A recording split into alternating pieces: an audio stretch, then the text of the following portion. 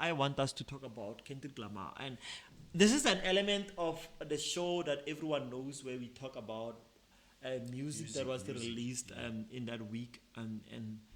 And this week, a lot of music was released, but prominently Kendrick Lamar dropped Martin. Talk to us. No, let's talk about the genius himself. I always want to equal Kendrick to Nas, but it's really unfair because Kendrick just jumped in around 2009. Yeah. Yeah, Nas has been there since 1991. So, Legend, but legend of the game. legend of the game. But I feel like after Kendrick, after Nas, I listen to Kendrick. Oh, This is just fact. yeah. This is factual. You get me? And I think it's important to note that, guys, that this is the guy who follows and respects and follows these guys who have what people would result as conscious rap, but in my own opinion, as someone who listens to general music, something that's extremely educational rap, that's extremely educational rap, that's extremely meaningful. This is the band that you look up to. This is Martin, who loves this, lives for this. yes, yes. Talk I to us, live to Martin. this. Kendrick Lamar, before he dropped his anticipated album, and to be clear, with Kendrick, you are always anticipating, but you don't know if you're gonna get the album or not. This man dropped an album, but before that, he drops his The heart. the sequel that he always does. Yes, yes, the heart, the heart. What he basically talks about is the heart. Kendrick Lamar in 2010 dropped the heart part one. Yes. And then in 2010 again, he dropped the heart part two. And then he skipped in 2017. Actually, in 2012, he dropped the heart part three. In 2017, he dropped the heart part four. Yeah. Then, subsequent to all of those hearts, he dropped the heart part five. Talk about this let, one. Let's talk about the hearts first. You You know- know, the hearts, the main reason behind the hearts is to alert us that, something major is coming. So, what Kendrick Lamar usually do before the major album, he dropped a single called The Heart. So those heart is subsequent to each other. In 2015, before he dropped To Pimp a Butterfly, actually in 2017, before he dropped Damn album, he dropped Heart Part 4. Now, subsequent to this album, actually before he dropped this album, he dropped Heart 5. Yeah. Which I think we should talk about it before we get to the actual album. Yeah, man. You know what? I'm a commercial guy. Like, as much as I listen to like music that is meaningful sometimes, but predominantly I listen to commercial music. What's popping, what's hot, and what's catching my attention. But man, there was something about the song, and I wrote a couple of notes. I was like, yo, I'm a commercial guy. I don't care so much for the message. I just listen to music that makes me feel good. But this was, I was like, there's a message here. I am missing something out of listening to this song. And I prepared a whole entire notes, nigga, that I will be referring to throughout this thing, nigga. I noted a whole lot of things. I watched I watched YouTube reactions. I read articles about this song because I wanted to contribute something meaningful to the podcast. I was like, the Hearts 5, and even just prior to listening to all of those things, I was like, it's a message of somehow, and he is delivering this message through a Marvin Gaye sample. I would like to say, Kendrick, I respect you for one thing. When it comes to sample, sampling Marvin Gaye, that's the legend. And apparently Marvin Gaye doesn't easily let go of a sample. Like, he will have a problem. Like, he will listen to a song and say, I don't think the sample. I don't approve of the sample. He's that guy. Yeah. The legends, they don't want their art to be misused in the process. Exactly. So sampling is like, chopping my song to put it in your song, and you chop it worst case scenario. Now my song is gonna be a worst representative. So I respect, Kendrick Lamar to get that approval. Honestly. Exactly. That's what I'm trying to say. To get a Marvin Gaye approval of a sample is not easy. It's not easy. But for whatever reason, Kendrick Lamar was able to get it. Yes, Kendrick being Kendrick, a quiet guy, you can look at him and be like, this guy might probably be an introvert, but an intellectual introvert, as much as I think Nas is. So This man has a pulsar. For me, I'm a news guy. So if he win a pulsar, I'm your guy. You know what? This guy won a pulsar. I don't think there's ever been a rapper who's won a pulsar award, ever. Yeah, Kendrick Lamar comes from a situation where, when you come from LA, you're one of those guys who go raw into this music. And when you come to that side of New York, you're one of those guys who look at rap and be like, I must make $1 million from this.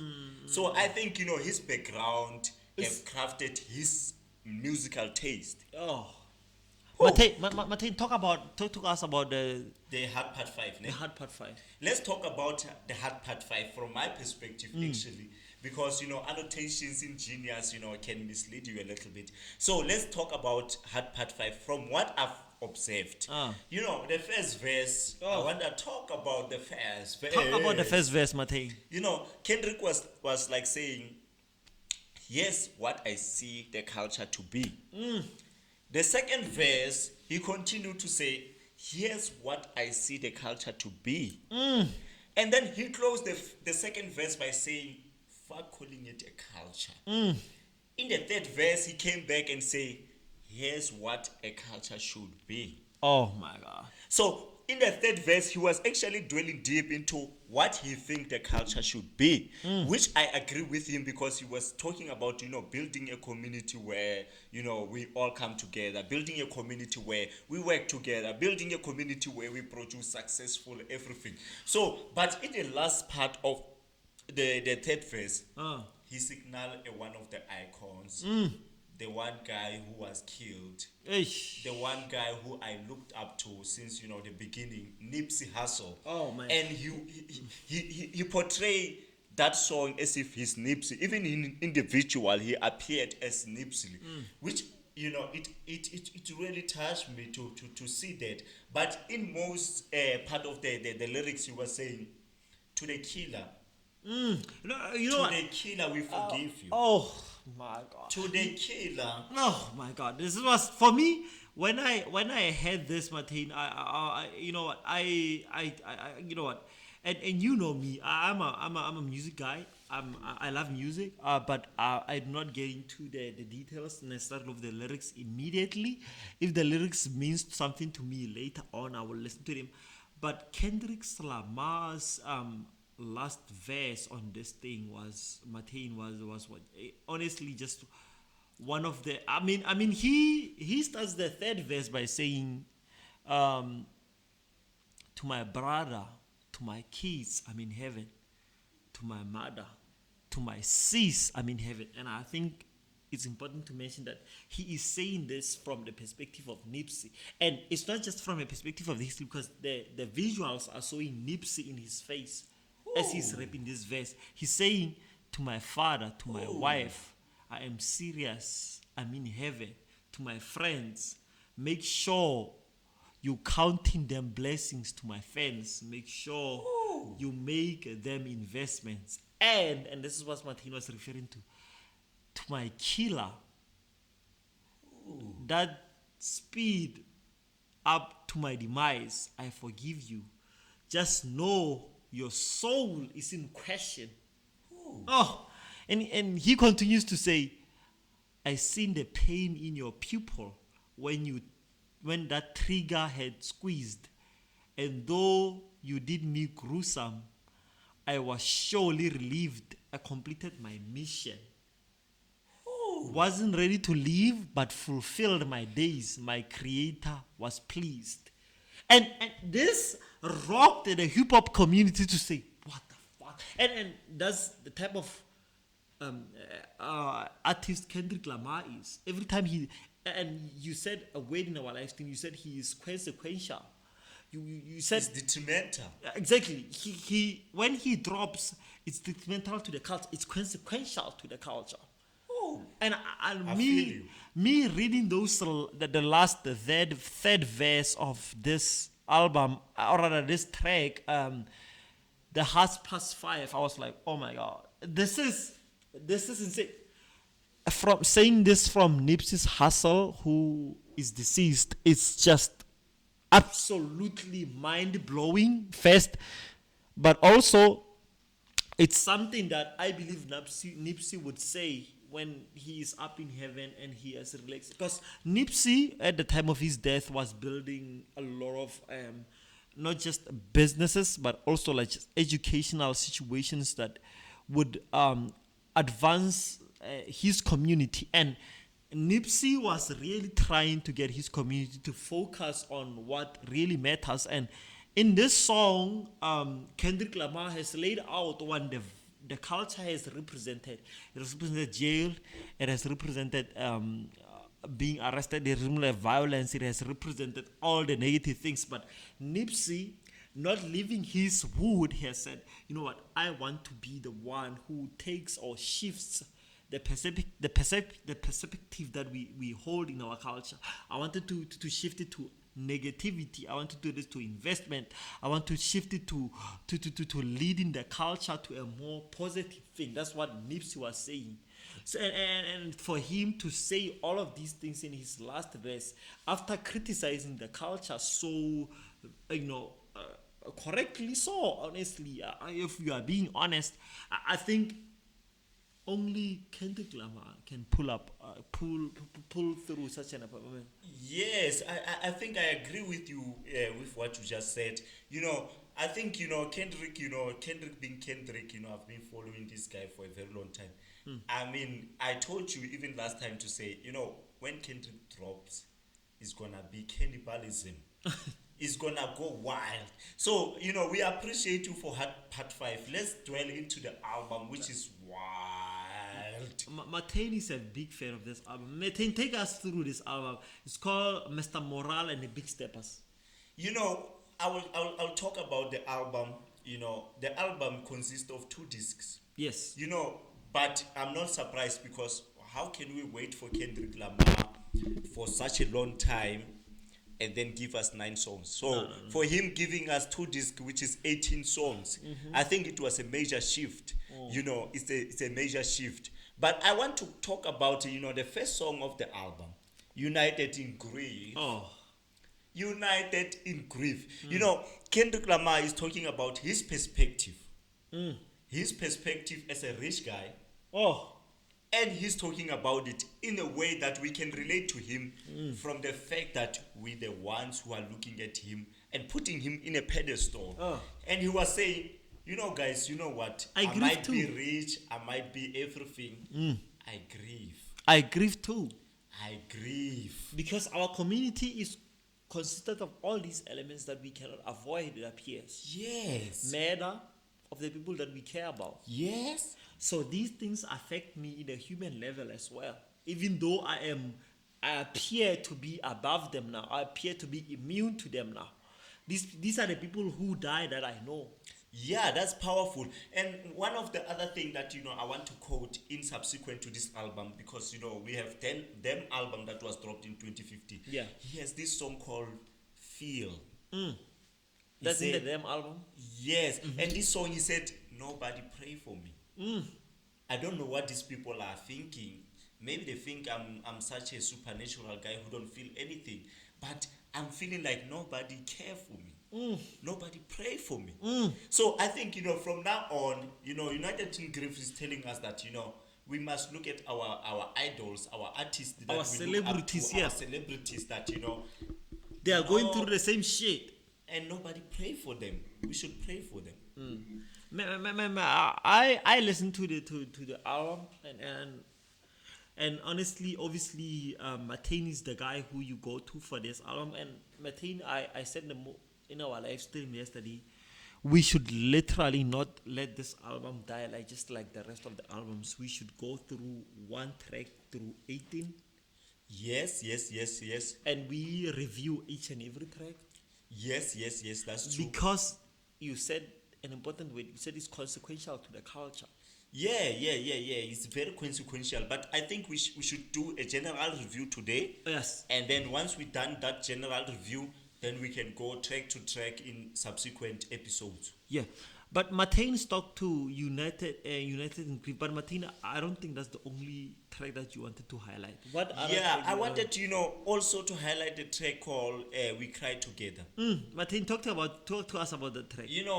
When Kendrick Lamar came in and said "We Cry Together," and then I listened to the joint, then I realized that they were really crying together.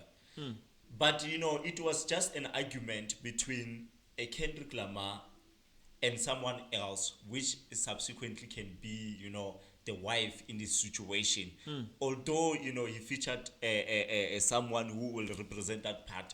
But the way you listen to the conversation is like, the day-to-day conversation that, the argument that Kendrick Lamar have with the baby mama, who they have Is two it a baby kids. or a wife? I think is it a wife? I think we can be safe by saying baby mama because we didn't verify if they actually got married and Yeah, stuff. but they are in a very serious. Yeah, they are in a very serious situation. Apparently, she's the lady that they were in high school together. So Yeah, it's been going on for a while. for a very while. So, he was just relating to us to say, if you are arguing with your girlfriend there or you are arguing with your wife, just know that, ours is wild Yeah. and it's more original. But here is "We Cry Together." This is a sample of what we are doing. And then, Kendrick Lamar did it very well, to portray that. But, besides that, I want to credit Kendrick Lamar for putting Ghostface Killer, the 52-year-old pioneer of hip hop, Let's go. in the album in an 8 bars, and the album was touchy. The verse was touchy. You know what was touchy about that verse of Ghostface? Talk to us, Martin. He said he want ownership. I mean, you can expect that from a 52-year-old pioneer of hip hop, the person who know why hip hop was here, Who why founded is this it thing. happening, and all that stuff. Yeah. So besides from that, that song that I just spoke about is Purple Hearts. But what was your favorite song? Yo, man, I even noted them here, man. And to be clear, I am not going to profess to be the most hip hop guy. Martin is the hip hop guy, and we're always gonna go to him for hip hop content. core. And, yeah. But man, when I listen to Die Hard, that shit touched me. For me, I am a more honestly, to be honest, if I didn't have a career, otherwise I would be a musician. But as someone who loves music, man, when I listen to Die Hard, when I listen to Faratai, when I listen to Rich Spirit, those tracks, man, just in a way talked, to me a little more than any other tracks. But obviously, and we have committed to this, and we are gonna commit to this now for everyone to see. We are going to review each track every episode because we don't want to get in a situation where we lose The sense of what Kendrick Lamar is talking about. exactly. I don't want us to go to situation where we lose what this album means to us. This album is consequential, as Martina said. And after hearing him say that, I was like, you know what? We need to go through each and every track of this album, 18 of them. I don't want us to leave anything out. I want us to start from United in Grief to go to end 95, which I believe was talking about the coronavirus. Yes. To listen and educate ourselves as to what is Kendrick Lamar's perspective on the world. I mean, this man hasn't released an album in 5 years. Damn was released in 2017. 2017, yeah. So I want us to I don't want us to miss anything. I want us to relate to this man. I want us to take what he has learned from what has been happening in the world. And I want us to, apply it to our world, and also honestly learn from the man who has been outside and looked into what was going on and then giving us his honest perspective. And that's exactly what we're gonna do. And we're gonna give Martin we'll choose the random tracks every day, and then try to relate them to what we are going through. Yes, yes, That's yes. exactly what we're gonna do, and I appreciate Martin for paying attention to this, and this is exactly what you're saying. This is Martin's perspective. This is what the regular people care about. We're gonna talk about whether it's politics, whether it's science, whether it's whatever, as it relates to this around morale and the big steppers. But Yes, but but yes, but yes, but, but yes. obviously, we have to end the podcast somewhere. And Matei, man, I appreciate you for listening to the album, and I have listened to it too, but not as much as you have. And we are going to, in every podcast, and promise from now on, moving forward, going to listen to a Kendrick album, a Kendrick track, and then try to relate it to the current situation that we are going through. And I really think that we are not doing it for views. We are doing it for Kendrick's wisdom. This man has won a Pulitzer. This is an award won by journalists, won by writers, won by people who literally shift the culture in any industry. And we are gonna continue listening to this man and learning from his wisdom. He's dropped an 18 track album, and I don't think we should just try to compose one video that talks about the album. I want us to do a whole series where we talk about this man's album for 18 weeks to come, where we cover every track, every meaning, and I think we will definitely benefit from that as individuals, and also we will also allow other people who are not as interested to learn from what this man's perspective is.